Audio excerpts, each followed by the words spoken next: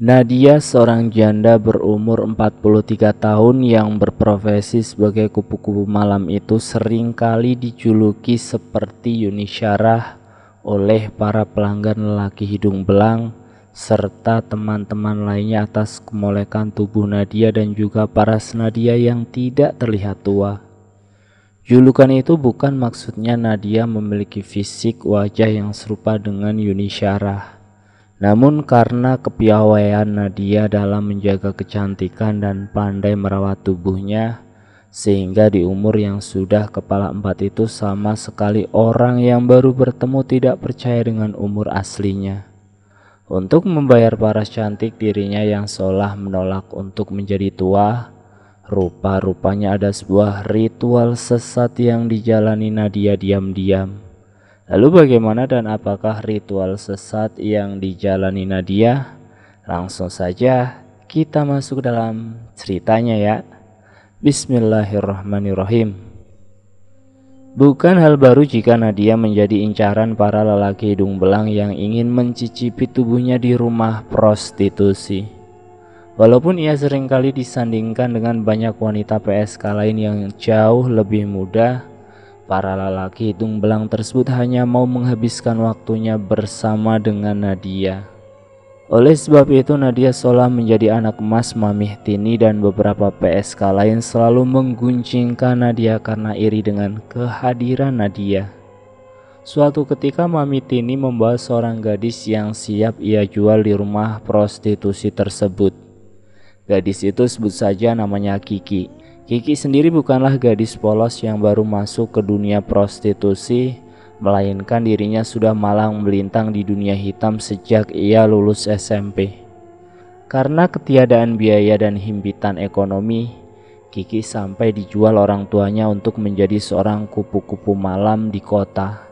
Kisah hidup Kiki yang berat dan pelik saat ia masih remaja membuat mental Kiki terbentuk untuk menjadi wanita yang ambisius dan akan menghalalkan segala cara untuk mendapatkan apa yang ia inginkan. Di sisi lain Kiki memiliki sifat ramah, pandai berbicara dan juga mudah bergaul. Ia dengan mudah cepat beradaptasi dengan para kupu-kupu malam atau PSK di sana, tidak terkecuali dengan si Nadia. Kiki memang mengetahui jika wanita yang akrab dipanggil Mbak Nadia itu adalah wanita penghibur yang paling cantik. Dan ia memang terkenal di kalangan para lelaki hidung belang.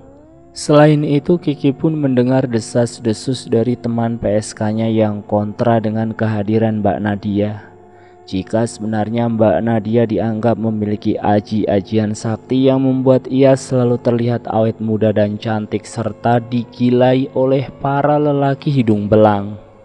Diam-diam Kiki mencoba mencari tahu hal tersebut kepada Mbak Nadia dengan berpura-pura menjadi sahabatnya. Kiki ingin seterkenal Mbak Nadia dan banyak memiliki pelanggan tetap agar pundi-pundi uangnya terus bertambah.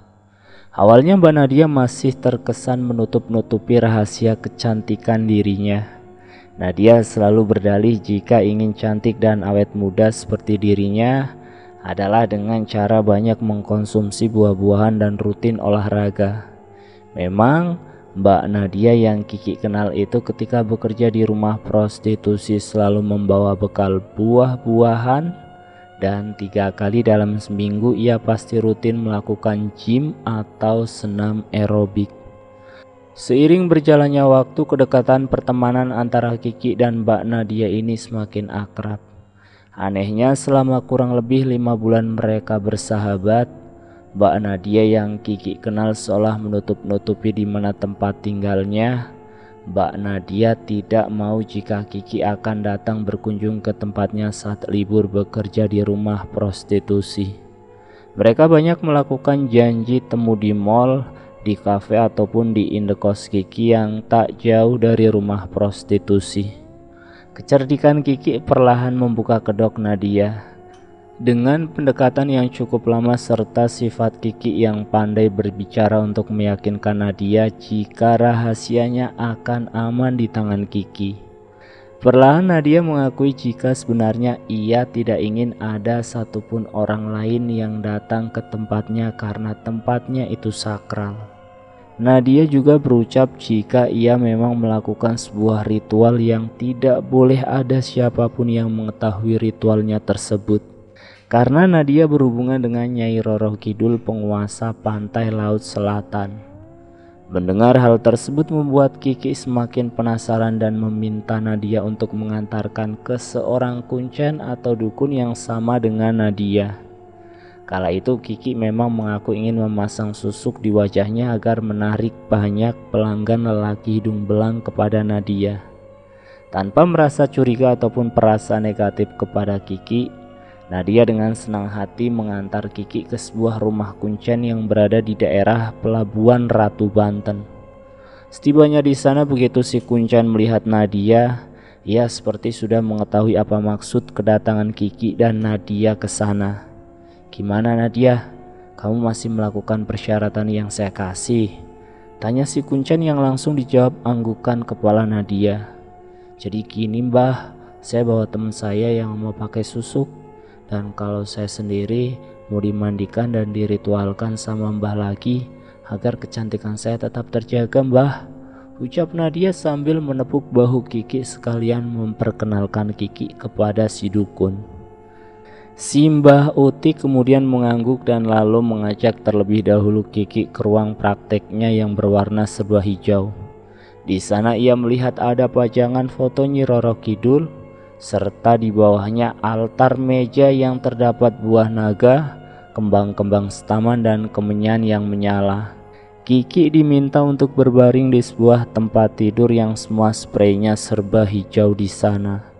Kiki merasa agak bergidik ngeri saat ia diminta menutup mata oleh sang kuncen wanita itu. Kiki lalu merasa tubuhnya seperti ditutupi oleh sehelai kain dan terdengar suara si kuncen itu merapal-rapalkan mantra bahasa Sunda lama. Kiki lalu membuka matanya saat si kuncen menyuruhnya untuk membuka mata, dan di tangan si kuncen Kiki melihat ada sebuah 2 jarum emas kecil. Kuncen yang dipanggil Mbak Uti itu langsung menempelkan jarum tersebut ke jidat dan ke dagu Kiki. "Sudah selesai, jangan lupa pantangannya untuk tidak memakan burung dara dan pisang emas. Setiap malam kliwon, usahakan untuk mandi kembang 7 rupa tepat di jam 12 malam," ucapnya. Begitu Kiki melirik ke arah kain yang dipakai untuk menutupi tubuhnya, Kiki terperanjat saat ia sadar nyatanya kain itu adalah kain kafan. Setelah Kiki, kini giliran Nadia yang diberikan ritual dimandikan kembang oleh Mbah Uti si kuncen. Nadia dipakaikan kain jarik yang membalut tubuhnya dan kemudian disiramkan air. Menurut Kiki sendiri, persis seperti acara siraman 7 bulanan. Setelah itu si kuncen yang bernama Mbah Uti ini terdengar berbicara.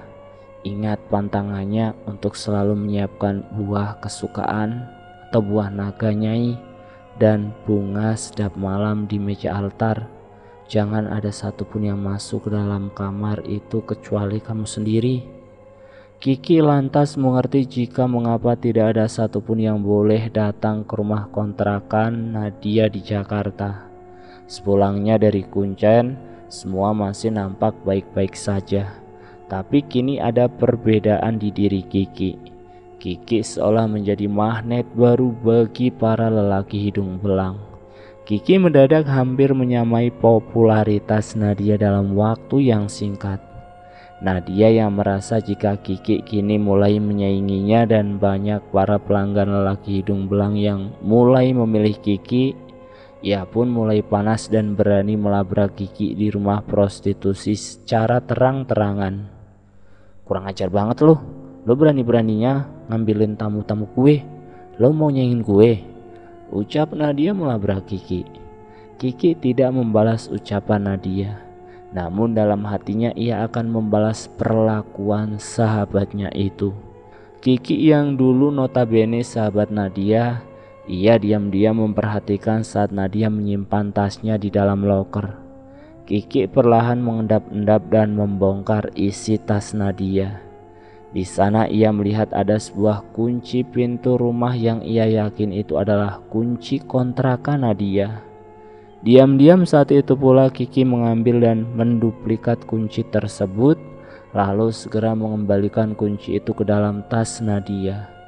Kini tugas Kiki hanyalah mencari tahu di mana letak kontrakan Nadia. Setelah hampir 80% rencananya berhasil, Kiki berpura-pura meminjam HP milik Nadia untuk memesan ojek online. "Aku pinjem ya mbak HP-nya buat pesen ojol," ucap Kiki memelas. Nadia lalu memberikan HP tersebut kepada Kiki, tapi nyatanya Kiki malah melihat riwayat perjalanannya yang tertera di aplikasi ojol tersebut. Kos 88. "Mbak, gak jadi deh, ini aku kembaliin HP-nya," ucap Kiki sambil berlalu pergi. Keesokan harinya Kiki sengaja pamit untuk izin tidak bekerja. Ia lalu bergegas menuju ke rumah kos milik Nadia. Sesampainya di sana ia berpura-pura menanyakan kepada penjaga kos letak kamar Nadia karena Kiki dimintai tolong untuk mengambil barangnya yang tertinggal. "Oh, Nadia ada di kamar nomor 12. Ngomong-ngomong, tumben ada temennya Nadia yang datang. Selama dia ngekos kayaknya nggak pernah bawa siapa-siapa, entah saudara atau temannya ke dalam kamar kos," ucap si penjaga. "Saya dimintain tolong aja pak untuk bawain barangnya yang ketinggalan," jawab Kiki yang tergesa-gesa dan langsung beranjak ke kamar tersebut. Kiki segera membuka pintu kamar kos Nadia dan muncullah semerbak bau bunga-bunga di dalam kamar tersebut. Di sana pun nampak ada buah naga dan bunga sedap malam serta ada sebuah dupa yang menyala di bawah foto Nyi Roro Kidul. Tak berlama-lama Kiki langsung mencuri bunga dan buah naga yang ada di meja altar. Setelah itu Kiki kembali ke kosnya dan membakar barang-barang yang ia bawa dari kamar kos Nadia. Kiki merasa amat bahagia karena berhasil membuat perhitungan dengan Nadia yang telah melabraknya beberapa waktu kemarin. Di sisi lain Nadia yang sedang bekerja, ia mengeluhkan jika wajahnya panas seperti terbakar. Suhu tubuhnya pun mendadak panas serta muncul bintik-bintik merah di sekujur tubuh. Nadia kemudian meminta izin untuk pulang agar segera beristirahat dan pergi ke dokter. Namun begitu Nadia sampai ke kamarnya, ia terperanjat karena di meja altar tempat pemujaan kepada Nyi Roro Kidul sudah tidak ditemukan buah naga serta bunga sedap malam. Nadia panik dan segera menanyakan kepada penjaga kos apakah ada yang memasuki kamarnya itu, dan si penjaga kos menjawab, "Oh, tadi ada temennya Mbak Nadia yang disuruh sama Mbak Nadia katanya buat ambil barang yang ketinggalan," ucap penjaga kos. Seketika Nadia langsung menangis menjerit dan mengamuk. Ia sadar jika pantangannya dilanggar maka akan ada sebuah konsekuensi besar yang harus ia tanggung. Nadia yang panik segera melihat dirinya di sebuah kaca dan benar saja, kini wajahnya nampak agak menua dan muncul kerutan-kerutan di wajah Nadia. Selama berhari-hari Nadia mengurung diri di kamarnya. Ia menyadari jika saat ini tidak mungkin jika ia kembali bekerja di rumah prostitusi yang melambungkan namanya itu. Dalam keputusasaan Nadia, ia kembali menemui Kuncen tersebut dan Kuncen itu berkata, "Sudah tidak bisa tertolong lagi Nadia. Jika pantangan dilanggar, maka kamu akan merasakan akibatnya seperti ini," ucap si Kuncen kepada Nadia. Nadia pulang dengan penuh rasa kekecewaan. Ia pun bertanya-tanya siapa yang melakukan hal tersebut, karena ia tidak bisa menuduh orang lain tanpa bukti.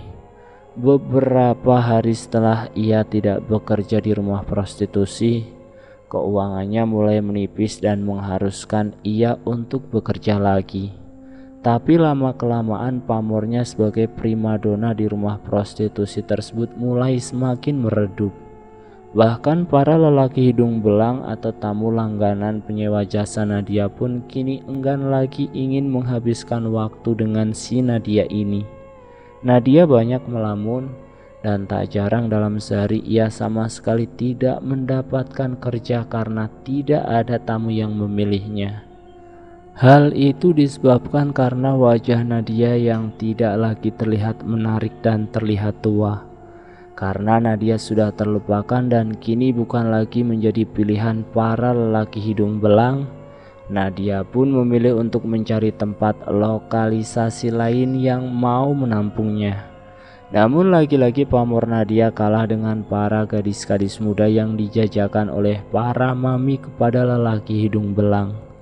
Nadia menjalani hidupnya berpindah-pindah dari tempat satu ke tempat lainnya, hingga pada akhirnya ia tidak sengaja bertemu dengan seorang lelaki yang mau menikahinya. Kini memang Nadia sudah benar-benar bertaubat dan menjauhkan diri dari kemusyrikan. Ia pun berpesan untuk tidak melakukan hal bersekutu dengan iblis hanya untuk meraup kekayaan, ditambah lagi dengan jalan hitam prostitusi. Beruntung kini Nadia sudah bertaubat dan menjalani hidupnya menjadi lebih baik lagi. Untuk teman-teman sekalian, Nadia berpesan jika cerita ini adalah nyata yang bisa kita petik pelajarannya. Sempat aku membaca ada pertanyaan yang kurang lebih seperti ini. Kok udah jadi PSK masih aja bersekutu sama iblis? Dan saat ini aku jawab, ya jadi gini loh teman-teman, persaingan di kehidupan itu memang adanya. Mau usaha ada saingan, di sekolah pun ada saingan. Selama kita hidup pasti ada yang namanya persaingan. Orang yang mau menggapai segala sesuatu secara instan dan gak mau bersaing secara sehat, tentu saja ia akan menggunakan ilmu aji-ajian atau bahkan bersekutu dengan iblis. Padahal hal tersebut hanyalah semu dan menjerat jiwa kita ke dalam dosa. Nikmati aja prosesnya, jangan iri dengan pencapaian orang lain ya. Bersainglah secara sehat dan carilah uang yang halal agar mendapat barokahnya. Nah, itulah akhir dari cerita yang kali ini dapat saya sampaikan. Terima kasih sudah mampir di channel Sunyi Sepi. Jangan lupa tekan tombol like, share, dan komen. Tekan subscribe untuk mengikuti video kami selanjutnya ya. Assalamualaikum warahmatullahi wabarakatuh.